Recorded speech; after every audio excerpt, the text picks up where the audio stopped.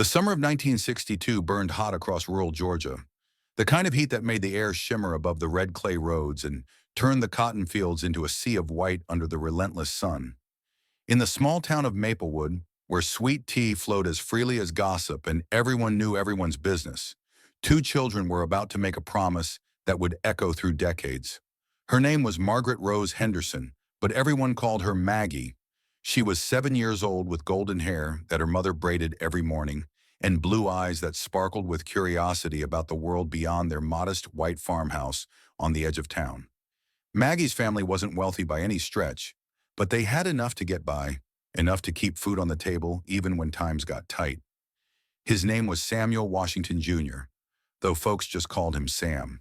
He was 8 years old, tall for his age, with deep brown eyes that held wisdom beyond his years.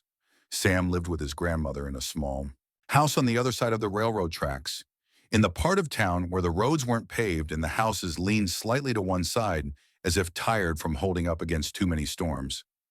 If you're moved by stories of unwavering promises and the power of destiny, subscribe to our channel and hit that notification bell so you never miss these incredible true tales of the human heart. The first time Maggie and Sam met was at the town's general store on a scorching July afternoon. Maggie had accompanied her mother to pick up supplies, clutching 3 pennies in her small fist, money she'd saved for weeks to buy a peppermint stick. She stood in front of the candy counter, her eyes wide with anticipation, when she realized with horror that she lost one of her pennies somewhere between home and the store. Tears welled up in her eyes as she stared at the 2 pennies in her palm, knowing it wasn't enough. The store owner, Mr. Hutchins, was not a man known for his generosity, especially not to children, and especially not to children who couldn't pay the full price. That's when Sam stepped forward. He'd been sweeping the store's wooden floor, a job his grandmother had secured for him to earn a few cents a week. Without a word, he reached into his own pocket and pulled out a penny, placing it gently next to Maggie's 2 coins on the counter. Maggie looked up at him, confusion mixing with gratitude in her expression. In 1962, Georgia, a black boy helping a white girl was not just unusual, it was dangerous. But Sam had seen the tears in her eyes, and his grandmother had raised him to help people when they were hurting, regardless of what color their skin happened to be. "Thank you," Maggie whispered, so quietly that only Sam could hear. She took her peppermint stick, and before anyone could notice the exchange, she broke it in half and offered one piece to Sam. His eyes widened in surprise, but he took it, and for just a moment, two children shared a simple sweetness while the complicated adult world continued around them. That encounter might have been forgotten, lost to the passage of time like so many childhood moments, but 3 weeks later, everything changed. Maggie's father, Robert Henderson, had always been a proud man, perhaps too proud. He worked at the textile mill on the outskirts of town, but he had a weakness for poker and whiskey, two vices that eventually consumed whatever money he earned. By late summer, the Henderson family was in dire straits. There was barely enough food to go around, and Maggie Albin went to bed with her stomach growling. One afternoon, Maggie wandered away from home, driven by hunger and desperation. She found herself near the railroad tracks, in the part of town her mother had warned her never to go. She was dizzy from not eating, her vision blurring at the edges, when she stumbled and fell near a small vegetable garden behind a weathered house. Sam's grandmother, Loretta Washington, found her there. Loretta was a woman in her 60s with silver hair and hands worn from a lifetime of washing other people's clothes and tending to other people's children. When she saw the little white girl lying in the dirt near her collard greens, her first instinct wasn't fear or anger. It was compassion. "Child, you all right?" Loretta asked, kneeling down with some difficulty, her knees protesting the movement. When Maggie looked up at her with those blue eyes hollow from hunger, Loretta made a decision that would change two lives forever. "Sam, come help me get this child inside." For the next 2 hours, Maggie sat at Loretta's small kitchen table while the older woman prepared a meal. Sam watched from the doorway, concerned and curious. When Loretta set down a plate of beans, cornbread, and fried okra in front of Maggie, the little girl began to cry again, this time from relief. "Eat slowly now," Loretta instructed gently. "Don't want you getting sick." As Maggie ate, Sam sat across from her at the table. Loretta had given him a plate too, and they ate in comfortable silence. the kind that sometimes exists between people who understand suffering without needing to speak about it. "What's your name, child?" Loretta asked. "Margaret Rose Henderson," Maggie answered between careful bites. "But people call me Maggie." Loretta's expression shifted slightly. She knew the Henderson family by reputation, knew about Robert Henderson's gambling and drinking. "Does your mama know where you are?" Maggie shook her head and fresh tears spilled down her cheeks. "I was so hungry. We haven't had much to eat this week. Daddy lost his paycheck again." Loretta exchanged a look with Sam, a silent communication that passed between them. Then she made another decision. "All right then, you come here every day after school. Don't tell nobody, understand? Just come to the back door and knock 3 times. There'll be food waiting." And so began a secret that bound 3 souls together. Every day for the next 6 months, Maggie would slip away after school and make her way to Loretta's house. She would knock 3 times on the back door, and Sam would let her in with a smile. Loretta would have a plate ready, sometimes leftovers from the family she worked for, sometimes simple fare from her own garden, but always enough to fill Maggie's empty stomach. During those visits, Maggie and Sam became true friends. They would sit together while she ate, and he would tell her stories about the books he read at the colored school across town. Sam loved to read, loved to learn, and he shared that passion with Maggie. She would tell him about her dreams of traveling beyond Maplewood, of seeing the ocean someday, of living in a big city where nobody knew her name or her father's shame. Loretta watched them together with a mixture of joy and concern. She knew the world wouldn't look kindly on their friendship. The civil rights movement was beginning to stir across the South, but Maplewood remained stubbornly stuck in its old ways.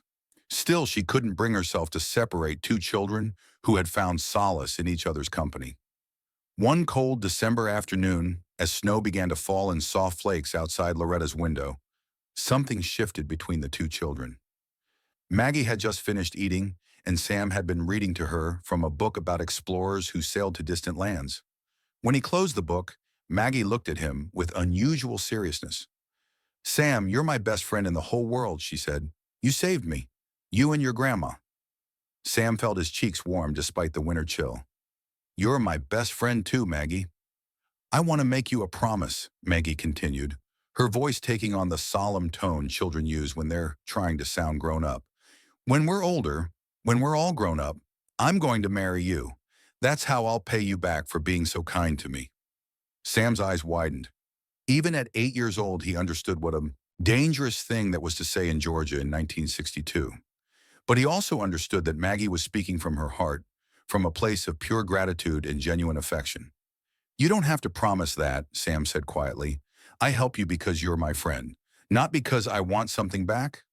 "I know," Maggie insisted, "but I mean it. Someday I'll marry you, I promise." Before Sam could respond, Loretta appeared in the doorway. She'd heard enough of the conversation to know she needed to intervene. "Maggie, child, it's getting dark. You best be heading home before your mama worries." As Maggie put on her coat and prepared to leave, she turned back to Sam one more time. "I promise," she repeated, and then she was gone, disappearing into the falling snow. The winter turned to spring, and their routine continued. But in May of 1963, everything fell apart. Robert Henderson's gambling debts had finally caught up with him, and when he couldn't pay what he owed to the wrong people, he made a desperate decision. He packed up his family in the middle of the night and left Maplewood, moving them to his brother's place in Tennessee without telling anyone they were leaving. Maggie didn't get to say goodbye to Sam or Loretta. She woke up one morning in the back of her father's truck, already miles away from the only place she'd ever known, from the people who had shown her the truest kindness she'd ever experienced. For Sam, Maggie's disappearance was devastating. He waited for her every day after school, watching the back door, listening for those 3 knocks that never came. Loretta tried to explain that sometimes people have to leave without saying goodbye, but Sam couldn't understand it. He blamed himself, wondered if someone had found out about their friendship, and Maggie's family had been forced to flee because of him. Years passed. Sam grew into a young man with his grandmother's kind heart and a fierce determination to make something of himself. The civil rights movement transformed the South around him, and Sam threw himself into his education. He earned a scholarship to Morehouse College in Atlanta, where he studied business and economics. Loretta lived just long enough to see him graduate, passing away peacefully in her sleep 2 weeks after the ceremony, a smile on her face knowing her grandson would be all right. After college, Sam moved to Chicago, where opportunities for black professionals were expanding. He worked his way up in a financial firm, eventually starting his own investment company. By the time he was 35, he was wealthy, respected, and successful beyond anything he'd imagined as that young boy sweeping floors in a Georgia General Store. But he never forgot Maggie. He never forgot those afternoons at his grandmother's table, the way she'd looked at him with such trust and gratitude, or the promise she'd made in the falling snow. Sometimes, late at night in his Chicago apartment overlooking Lake Michigan, he would wonder what had happened to her, whether she was happy, whether she even remembered him. Meanwhile, Maggie's life had taken a difficult path. Her father's problems followed the family to Tennessee and then to North Carolina and finally to Virginia.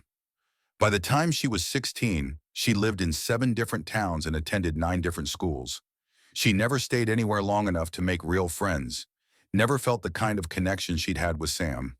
When she was 18, desperate to escape her father's chaos, she married a man named David Clark, a mechanic who seemed stable and kind. For a few years, it was good enough. They had 2 children, a boy and a girl, and Maggie devoted herself to being the kind of mother she wished she'd had, making sure her children never went hungry, never felt the kind of desperation she'd experienced as a child. But David turned out to be more like her father than she'd realized. He wasn't a gambler, but he was a drinker, and when he drank, he became angry. The marriage limped along for 15 years before Maggie finally found the courage to leave, taking her teenage children with her. She moved to Atlanta, finding work as a secretary at a law firm. It was hard raising 2 kids on her own, but she was determined to give them a better life. Her daughter went to college and became a teacher. Her son joined the military and traveled the world. Maggie was proud of them, proud that she'd broken the cycle of instability that had defined her own childhood. But through all those years, through all the struggles and small victories, she never forgot Sam. She remembered his kindness, his quiet dignity, the way he'd shared his penny and his grandmother's food without expecting anything in return. And she remembered the promise she'd made, the solemn vow of a 7-year-old girl who'd meant every word. Sometimes she would think about trying to find him, but what would she say? She'd disappeared without a trace. He probably thought she'd forgotten all about him. And besides, she'd promised to marry him, but she'd already been married. She'd broken her promise, even if circumstances had made it impossible to keep. The years continued to pass. Maggie became a grandmother herself. Her daughter had 2 children who called her Grandma Maggie and filled her small Atlanta apartment with laughter. She was content, if not quite happy, settled into a quiet life of work and family and the small pleasures of watching her grandchildren grow. In the summer of 2024, when Maggie was 69 years old, her daughter Emily convinced her to attend a charity fundraiser in downtown Atlanta. It was for a literacy program that helped underprivileged children learn to read, a cause close to Emily's heart as a teacher. Maggie didn't want to go. She wasn't comfortable at fancy events with well-dressed people making small talk over expensive wine, but Emily insisted. And Maggie had never been good at saying no to her children. The fundraiser was held at a beautiful historic building with high ceilings and chandeliers that sparkled like stars. Maggie felt out of place in her modest dress from a department store, surrounded by women in designer gowns. She was planning her escape, looking for a quiet corner where she could wait until Emily was ready to leave, when she heard a voice that made her freeze. "Ladies and gentlemen, I'd like to introduce our keynote speaker this evening, a man whose generous donations have made this literacy program possible, Mr. Samuel Washington." Maggie turned toward the small stage at the front of the room, her heart suddenly pounding so hard she could hear it in her ears. It couldn't be. It was impossible. Sam was a common name, and Washington was common too. It couldn't possibly be. But then she saw him. Older, yes. His hair was gray at the temples, and he wore an expensive suit that spoke of success and sophistication. But his eyes were the same, those deep brown eyes that had looked at her with kindness when they were children.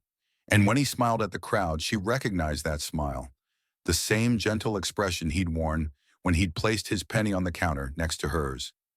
Maggie's knees went weak. She grabbed onto a nearby chair to steady herself, unable to take her eyes off him as he began to speak. "Thank you for being here tonight," Sam said, his voice deeper than she remembered but carrying the same warmth. "I'm here because of a promise I made to someone a long time ago. My grandmother, Loretta Washington, taught me that when you have the ability to help someone who's hungry, you do it. No questions asked, no judgment, just compassion." He paused, and for just a moment, his eyes seemed to scan the crowd as if searching for something. "When I was a boy, my grandmother fed a little girl who was hungry. That girl taught me something important. She taught me that kindness crosses all boundaries, that friendship can exist in the most unlikely places, and that some promises, even the ones we can't keep, stay with us forever." Maggie felt tears streaming down her face. He remembered. After all these years, he remembered. "So tonight," Sam continued, "we're here to make sure no child goes hungry while trying to learn. We're here to provide books and meals and hope to kids who need all three. Because somewhere out there, there might be another little girl or boy who just needs someone to believe in them, to feed them, to show them that their life has value and possibility." The crowd applauded, but Maggie barely heard it. Her mind was racing, her heart was pounding, and she knew she had to talk to him. She had to tell him she'd never forgotten, that the promise had stayed with her all these years, even if she couldn't keep it. After his speech, Sam was immediately surrounded by admirers and donors wanting to shake his hand and take photos. Maggie watched from a distance, working up her courage. What if he didn't recognize her? What if he did recognize her and was angry that she disappeared? What if he thought she was just trying to get close to him now because he was wealthy and successful? Emily found her standing there, tears still on her cheeks. "Mom, are you okay? You look like you've seen a ghost." "That man," Maggie whispered, pointing toward Sam. "I knew him when we were children. He saved my life." Emily's eyes widened. "Then you have to talk to him." "Come on, I'll go with you." But before they could move, the crowd around Sam began to thin as the event organizers ushered people toward the dinner tables. Maggie lost sight of him in the movement of people, and by the time she reached the area where he'd been standing, he was gone. Disappointment crushed her chest. She'd been so close. After 62 years, she'd been within feet of him, and now he'd disappeared, just like she had all those years ago. The dinner was served, speeches were made, and money was raised. Maggie barely touched her food, her eyes constantly scanning the room, hoping to catch another glimpse of Sam. But he never reappeared in the main hall.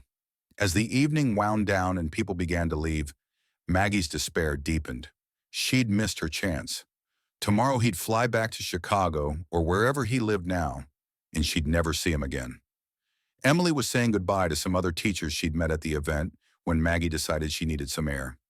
She stepped out onto a balcony that overlooked downtown Atlanta, the city lights twinkling in the warm summer night. She stood there alone, her hands on the railing, thinking about 7-year-old Maggie and 8-year-old Sam, about Loretta Washington's kindness, about broken promises and the strange paths life takes. "Beautiful night," a voice said behind her. Maggie turned, and there he was. Sam stood in the doorway to the balcony, his jacket off and his tie loosened slightly. He looked tired but content, the way people do after a successful event. "Yes," Maggie managed to say, her voice barely above a whisper. "It is." Sam stepped out onto the balcony, moving to stand a respectful distance away from her at the railing. "I always step out here after these events. The quiet helps me think." Maggie's heart was racing so fast she thought it might burst. "Your speech was beautiful," she said. "Your grandmother sounds like she was an amazing woman." "She was," Sam said, and there was deep emotion in his voice. "She taught me everything important I know about being human." There was a moment of silence, and Maggie knew this was it. This was her chance. If she didn't speak now, she never would. "Sam," she said, her voice breaking slightly on his name.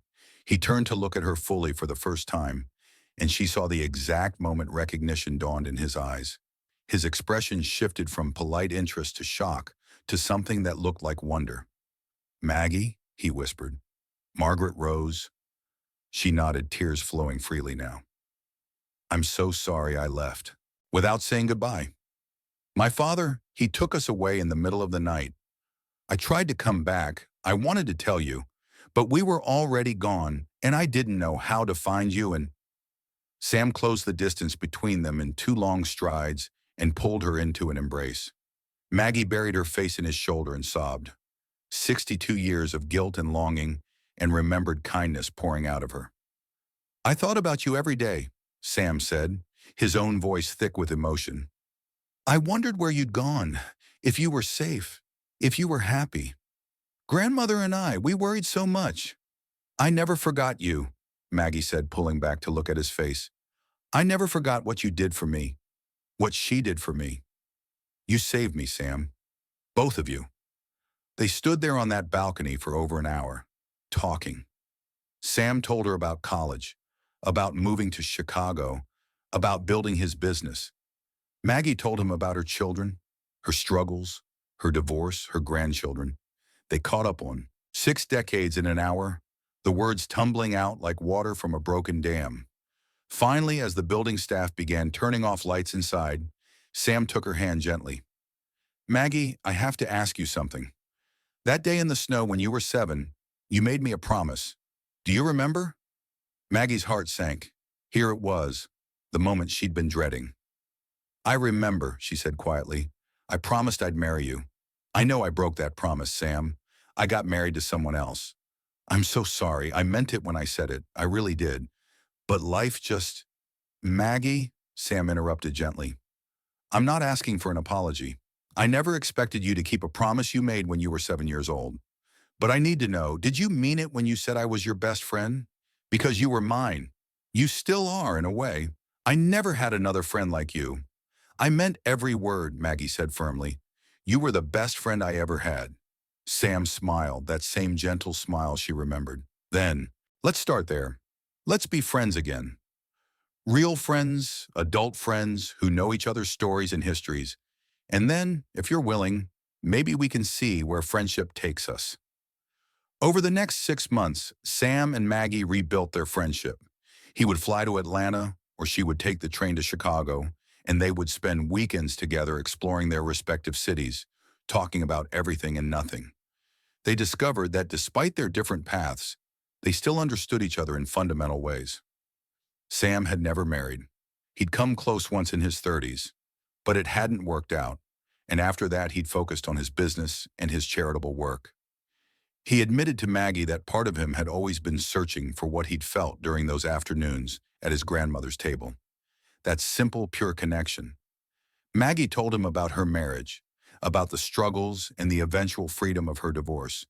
She told him about her fear of trusting someone again, about how hard it was to believe in promises after so many had been broken. But I believed in your promise, Sam said one evening as they walked along Lake Michigan, the winter wind biting, but the sky clear and full of stars. I never blamed you for not keeping it. How could I? We were children, but I believed that you meant it when you said it, and that belief taught me something important. It taught me that genuine feeling exists, even if circumstances prevent it from becoming what we imagine. Maggie stopped walking and turned to face him. Sam, I need to tell you something. That promise I made about marrying you, I need you to know that it wasn't just gratitude talking. Even at 7, I felt something real. You were kind to me when kindness was rare. You saw me as a person when most people looked right through me.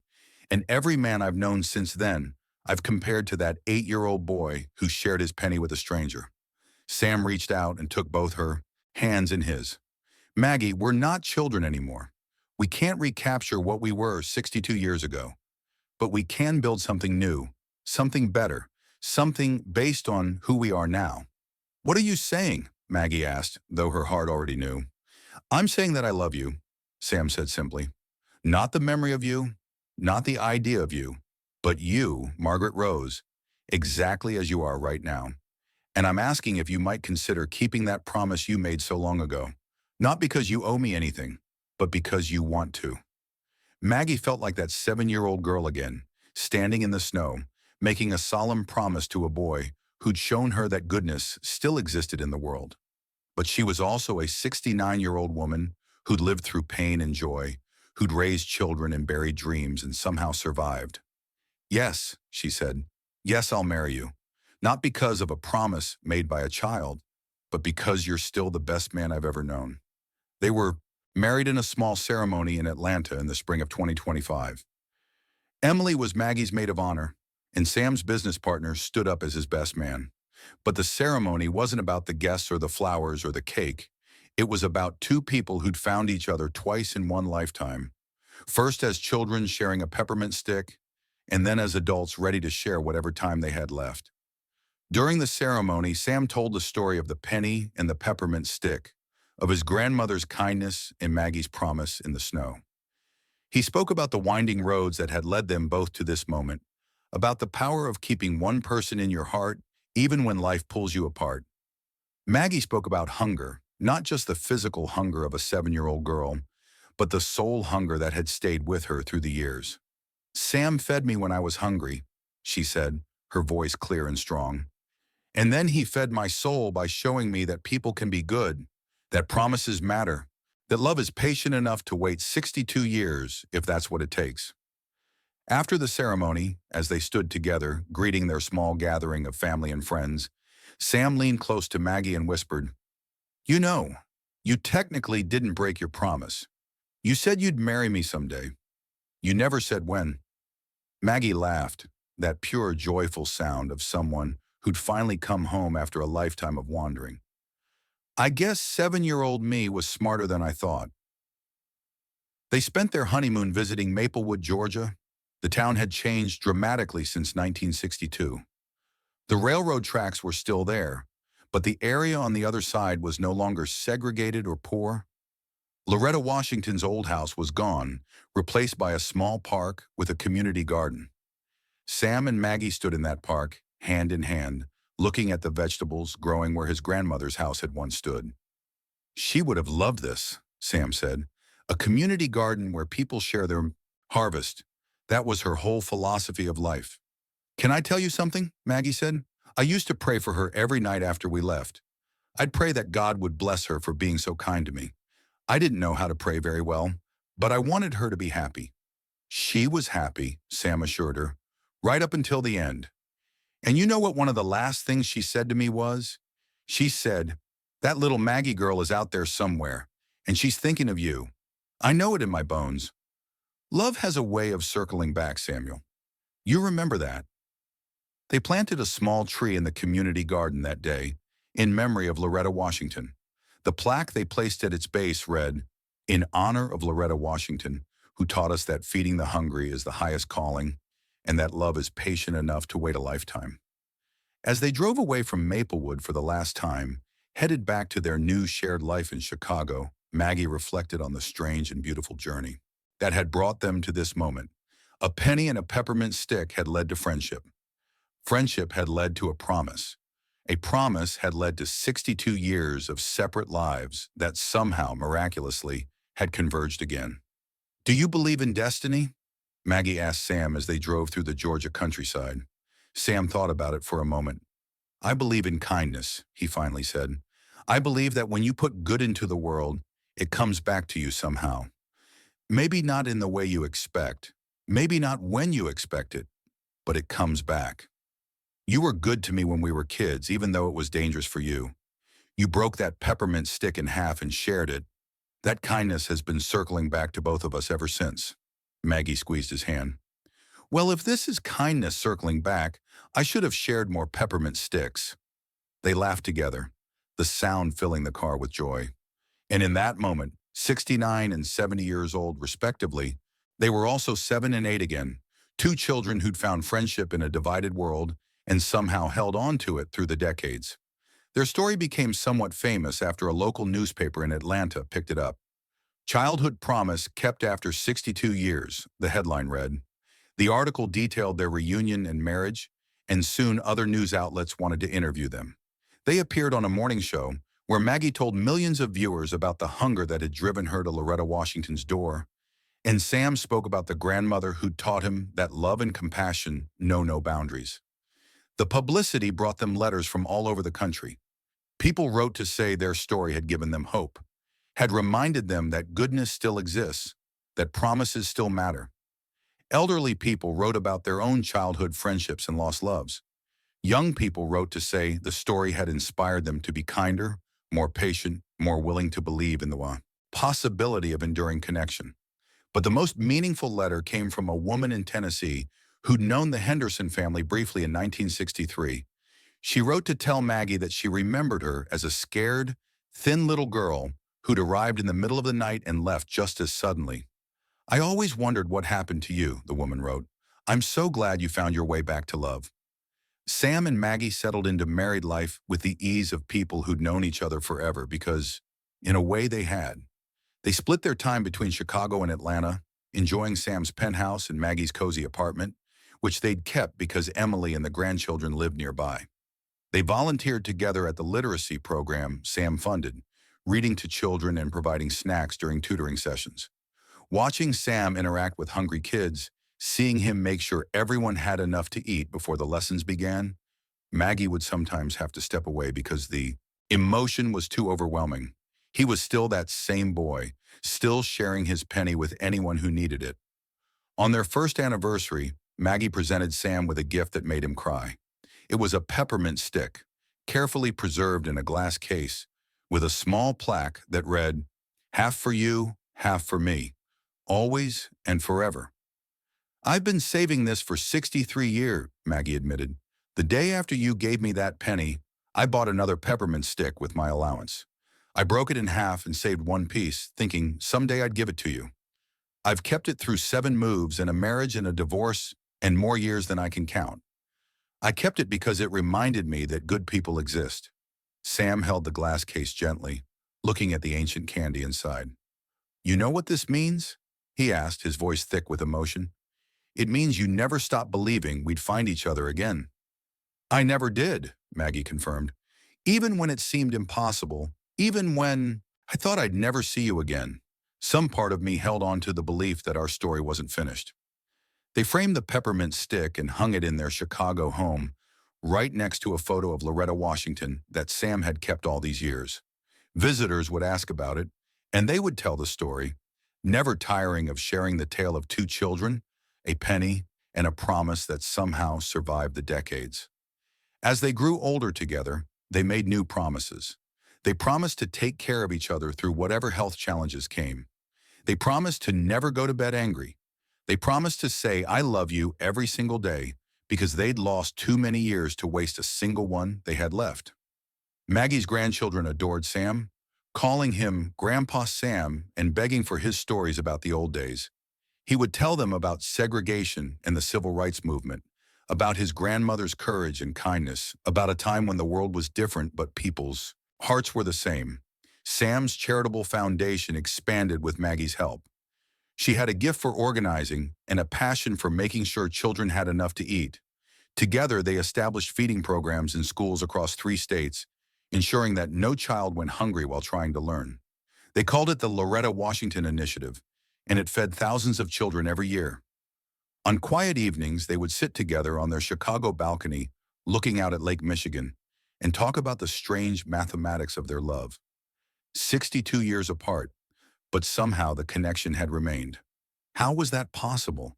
How did a friendship formed over a few months in childhood sustain itself through 6 decades of separation? "I think," Sam said one night, "that some connections are made at a level deeper than time. We met at a moment when we both needed each other desperately. You needed food and kindness. I needed to know that the world I was growing up in, with all its cruelty and division, still had room for simple human goodness. We gave each other what we needed most." "And now?" Maggie asked. "Now we're giving each other time," Sam said. "The time we lost, the time we have left. Every day with you is a gift I thought I'd never receive." Maggie leaned her head on his shoulder, feeling the solid warmth of him, marveling at the miracle of this second chance. "Do you ever wish we'd found each other sooner, that we hadn't lost all those years?" Sam thought about it carefully before answering. "Sometime," he admitted, "but then I think about who we are now. You raised 2 beautiful children and became a grandmother. I built a business that lets me help people. We both learned and grew and became the people we needed to be to make this work." Maybe we weren't ready for each other until now. That's a very wise way to look at it, Maggie said. Well, I did have an excellent teacher, Sam replied with a smile. My grandmother always said that everything happens in its own time, not ours. We can't see the whole pattern while we're living it. It's only looking back that we understand how all the pieces fit together. As they sat there in the fading light, two elderly people who'd somehow found their way back to each other across the vast expanse of time and circumstance. They felt something rare in this world, complete peace. Not the peace of a life without struggle, but the peace of knowing that they'd both survived those struggles and found each other on the other side. The story of Sam and Maggie spread beyond news articles and interviews. A filmmaker reached out about making a documentary. A novelist wanted to adapt their story into fiction, but they turned down most requests, wanting to keep the intimate details of their journey private. Their love wasn't a commodity or entertainment. It was a sacred thing, built on a child's kindness and an elderly couple's gratitude for the time they had left. They did agree to one final interview, though, with a small publication that focused on stories of enduring love. The journalist who came to their Chicago home was a young woman in her 20s who admitted she was cynical about romance. In today's world, she said, with dating apps and instant gratification and people moving on so quickly, do you really think love like yours can still happen? Maggie and Sam looked at each other, that silent communication passing between them that couples develop over time. Then Maggie answered, love like ours happens every day, she said. It happens when someone shares their lunch with a hungry classmate. It happens when a stranger helps someone who's fallen. It happens in small acts of kindness that plant seeds. Even if those seeds take decades to bloom, the question isn't whether love like ours can happen. The question is whether people are patient enough to let it grow. Sam added, we live in a world that wants everything immediately. But the best things, the things that last, they take time. They take patience. They take faith that goodness exists even when you can't see it. The journalist left their home with tears in her eyes and a renewed belief in the possibility of enduring connection. Her article, when it was published, ended with a quote from Maggie that would be shared thousands of times on social media. A 7-year-old girl can't keep a promise to marry someone, but she can plant the seed of love in her heart and water it with memory and faith until, 6 decades later, it blooms into something more beautiful than she ever imagined. As Sam and Maggie moved into their late 70s, their love story became a beacon for others. They received letters from people who'd reconnected with childhood friends because of their story, from couples who'd gotten back together after years apart, from children who'd been inspired to show kindness to classmates who were struggling. Each letter reminded them that their story was bigger than just the two of them. It was about the power of remembering, the strength of keeping promises to yourself even when the world makes it seem impossible, and the miracle of second chances. On what would have been Loretta Washington's 130th birthday, Sam and Maggie held a special ceremony at the community garden in Maplewood. They invited everyone who'd been touched by their story, and over 300 people showed up. The tree they'd planted had grown tall and strong, its branches spreading wide to provide shade in the Georgia heat. Sam stood beneath that tree and spoke about his grandmother, about her wisdom and courage and endless capacity for compassion. She taught me, he said, that feeding one hungry child might not change the whole world, but it changes the world for that one child. Maggie was that child for her. And in feeding Maggie, grandmother gave me a gift that lasted my entire life, the gift of knowing what love looks like in action. Maggie spoke too, her voice, carrying across the crowd. I was a starving little girl who stumbled into a vegetable garden, and I found more than food. I found love. I found kindness. I found a promise worth keeping for 62 years. And I want every person here to know that you have the power to be that for someone. You have the power to be the person whose kindness someone remembers for a lifetime. After the ceremony, they planted more trees around the garden, one for each decade they'd been apart, and one final tree for their time together. 7 trees total, standing as testament to a love that had somehow survived the impossible. That evening, as they sat in their hotel room in Maplewood, exhausted but happy, Maggie said something that had been on her mind for a while. Sam, I need to thank you for something I don't think I've properly expressed. What's that? He asked. Thank you for waiting, she said. You could have written me off as just a childhood memory. You could have decided I'd forgotten all about you. But some part of you waited, stayed open to the possibility. That's the greatest gift anyone has ever given me. Sam pulled her close. Maggie, I didn't know I was waiting. I lived my life, had my successes and failures, my joys and sorrows. But you're right that I never quite closed that door in my heart. I never quite let go of the possibility that somewhere out there, a little girl with golden braids had grown into a woman who still remembered a promise made in the snow. They held each other in that Maplewood hotel room, the same town where they'd first met, and felt the circle closing. From that general store to Loretta's kitchen, to 62 years of separate lives to this moment, it all made a kind of perfect sense, like a story that had to unfold exactly as it did. Their final years together were filled with purpose and joy. They traveled when they could, visited Maggie's children and grandchildren regularly, and continued their charitable work. The Loretta Washington Initiative expanded to include not just food programs, but also mentorship initiatives, pairing successful adults with struggling children, creating the kind of connection that had saved both Maggie and Sam so many years ago. On their 5th anniversary, during a quiet moment at home, Maggie looked at Sam with mischief in her eyes. You know, she said, technically, I kept my promise. I said I'd marry you, and I did. You certainly did, Sam agreed with a smile. But I never specified how long we'd be married, Maggie continued. So I'm making a new promise. I promise to love you not just for whatever time we have left, but beyond that.